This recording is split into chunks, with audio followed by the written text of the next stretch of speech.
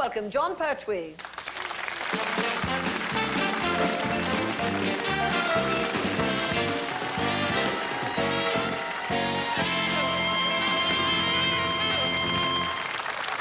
How are you? Good to look back on those clips of I was hiding behind the sofa. What were you doing behind the sofa? Well, that's what all the kids always say. Doctor Who was on, they used to hide behind the sofa and watch. I must admit, I really miss old Worzel, don't you? Yeah, I miss him very much indeed.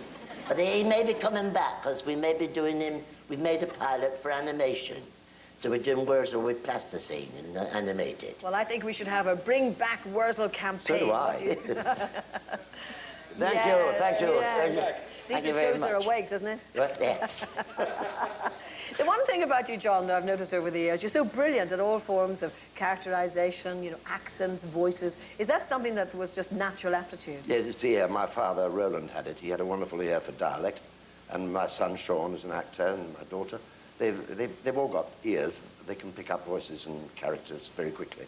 We can't impersonate. I mean, I'm not an impersonator, but I can see the sort of idiosyncrasies of people very quickly. So, for example, in the Navy Lark, they just ran for years and years and years, and still very popular on tape. Yeah. How did you arrive at that character? Oh, that was easy. Let's stand down a bit.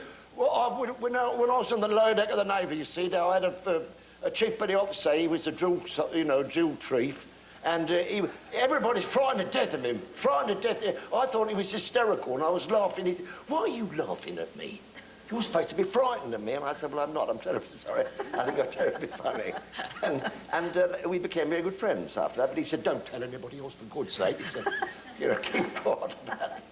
But do you find that you absorb, say, you know, people whom you meet, or family relations, friends, and maybe you use those characterizations later on? Oh, absolutely, all the time. Yes, well, not so much now, because I haven't the opportunity for using them. But in those days, when I was working perpetually on radio, I was looking for voices and characters all the time. Because the things that you hear in buses or anywhere, you hear this. I was in a nightclub once working, and I came out of the kitchens. And while I was waiting, a waiter came in, and he threw down his tray, and he said, "Oh, well, he's eaten it." Now, work that out. He'd eaten what? That's a terrible thought. But it presented a marvellous character, an idea for a character. So you can't just log all of that Yeah. and use it later. Now, of course, your one-man show. Who is Jon Pertwee? Who decided on that name? Not Jon Pertwee, but the name of the show. It wasn't me. I don't know. I think it was my impresario thought up that one. It was quite a good title. Who is Jon Pertwee? Because I am and was and is. And it explains what the show's all about. Do you talk about all the various stages of your life? I talk endlessly. I sit on a stool for about 2 3/4 hours, and I talk about myself and adventures and my life and the past, and then we have a question and answer session at the end for about 3/4 of an hour. I begged them to go home. I said, "I'm sure you've got buses waiting for you." And they say, no, that's all right, go on, we'd like to hear more. Yeah, please, more, please. I bet they ask you a lot about Doctor Who. I'm afraid they do, yes. I do like them to ask questions about other things as well. And so the new one-man show that I'm doing is going to involve puppetry, and it's going to involve choirs and things I shall do, things like Tubby the Tuber and Peter the Wolf and Carnival of the Animals, that sort of thing. So it'll give me a wider scope. But obviously, with 5 years as Doctor Who and that big reunion last year, the big celebration, you know, it's all very timely, and they're talking about the movie and all of that. So what sort of memories do you have of playing that part? Doctor Who? Oh, it was good. I enjoyed it enormously because I was able to turn it into some sort of lunatic science fiction James Bond, because I love gadgets and I love motorbikes and anything. If there was any new type of gadget or machine, I used to ring out Barry Letts, my producer, and say, "I've found a motorbike that goes into a briefcase." He said, "Book it." John will love it. Yes. Do you still ride your own bike? Sure do, yes. I've still got 3 motorcycles, which I ride. Not so much in London. I'm a bit alarmed by the traffic now. But I drive motorbikes in my home in Spain. And what do you like about that so much? The freedom of it. I love the challenge of going up a mountain where nobody can go. I'm a very bad walker, particularly since I had a spinal operation a short time ago, and I don't walk that well. But I'm more on a motorbike, so I can get anywhere on a motorbike. And you still do all your scuba diving as well, do you? Well, when the water's warm, yeah. I don't like getting cold water. Slowing down, a fair weather scuba diving. Yes. Well, do you talk about the Navy period in your life? Because Sure. I just thought it was hysterical, you know, finding out that there you were in the Navy and you got seasick all the time. Yes, well, I was frightened of joining the Army, and I couldn't join the Air Force because I was terrified of that. And I thought, well, the best thing to do is to join the Navy, because at least you get 3 good meals a day, and you don't see who you're shooting at. And it sounded good, but I forgot that I get terribly, terribly sick. So I was sick, even in harbour. And I was in a big ship, which was in the North Sea convoy, called the Hood, and she really had a problem in heavy weather for anybody that was seasick. So you're a lot of time sick and tired, as they say, of being sick and tired. Yes.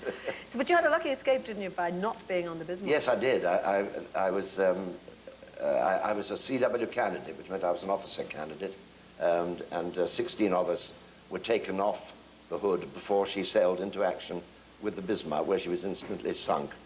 And it was so close that all mail that was sent to me by my loved ones and parents was returned, saying the address of this envelope is missing, presumed killed.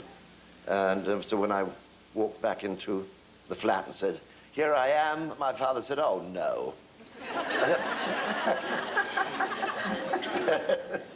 You have so many experiences, though, over the years to talk about. Now, when it comes to your one-man show, what do you reckon is that favourite period of time? You know, the one that you either find very challenging or very proud of? Proud of? I don't talk about things I'm proud of, really. I try to talk about things which are funny. I think disasters are often terribly funny. So, like? Oh, I mean, so many. I was water skiing once in the south of France, and I was towed by a man who had a Zeppelin engine in his speedboat, so it was faster than everybody else's.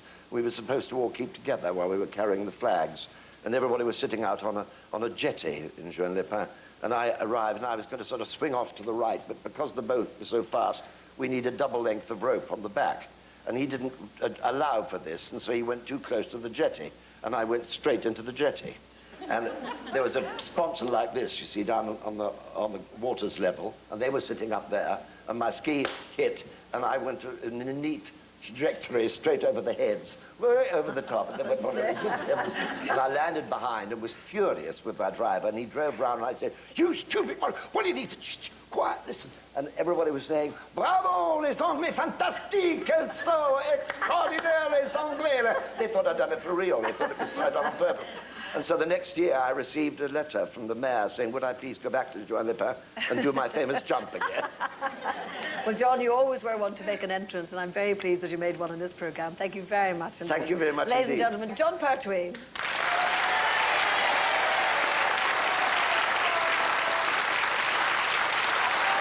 Give me the moment to